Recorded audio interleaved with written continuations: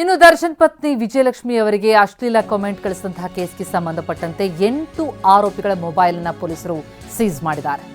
Mobile ಜಪ್ತಿ ಮಾಡಿ ಅದನ್ನ ಎಫ್ಎಸ್ಎಲ್ಗೆ ಕಳುಹಿಸಿದ್ದಾರೆ ಸಿಸಿಬಿ ಪೊಲೀಸರು. ಟೆಕ್ನಿಕಲ್ ಎವಿಡೆನ್ಸ್ ಕಲೆ ಹಾಕೋದಕ್ಕೆ ಸಿಸಿಬಿ ಟೀಮ್ ಮುಂದಾಗಿದೆ. ಶೀಘ್ರದಲ್ಲೇ ಸಿಸಿಬಿ ಕೈ ಸೇರುತ್ತೆ ಮೊಬೈಲ್ ಎಫ್ಎಸ್ಎಲ್ ರಿಪೋರ್ಟ್. ಎಫ್ಎಸ್ಎಲ್ ವರದಿಯ ಆಧಾರದ ಮೇಲೆ ಚಾರ್ಜ್ ಶೀಟ್ ರೆಡಿ ಆಗುತ್ತೆ. 60 ದಿನಗಳೊಳಗೆ ಚಾರ್ಜ್ ಶೀಟ್ ಅನ್ನು ಪೊಲೀಸರು ಸಲ್ಲಿಸಬೇಕಿದೆ. ಪ್ರಕರಣದಲ್ಲಿ ಮತ್ತಷ್ಟು ಆರೋಪಿಗಳಿಗಾಗಿ ಪೊಲೀಸರು ತಲಾಶ್ ನಡೆಸಿದ್ದಾರೆ.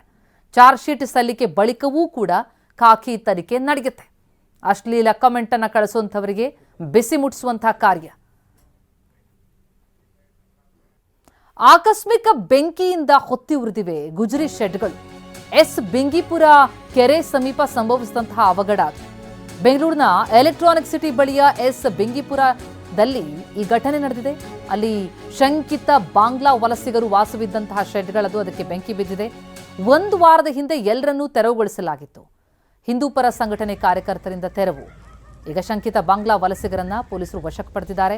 ಸ್ಥಳಕ್ಕಾಗಮಿಸಿ ಅಗ್ನಿಶಾಮಕ ಸಿಬ್ಬಂದಿ ಬೆಂಕಿ ನಂದಿಸಿದ್ದಾರೆ. ಸ್ಥಳಕ್ಕೆ ಬನ್ನೇರುಘಟ್ಟ ಪೊಲೀಸರು ಭೇಟಿ ಕೊಟ್ಟು ಪರಿಶೀಲನೆ ನಡೆಸ್ತಾ ಇದ್ದಾರೆ. ಎಲೆಕ್ಟ್ರಾನಿಕ್ ಸಿಟಿ ಬಳಿಯ ಬಿಂಗಿಪುರ ಶಂಕಿತ ಬಾಂಗ್ಲಾ ವಲಸಿಗರು ವಾಸವಿದ್ದಂತಹ ಶೆಡ್ಗಳಿಗೆ ಬೆಂಕಿ ತಗಲಿದೆ. 1 ವಾರದ ಹಿಂದಷ್ಟೇ ಅವರೆಲ್ಲರನ್ನೂ ಕೂಡ ತೆರವುಗೊಳಿಸಲಾಗಿತ್ತು.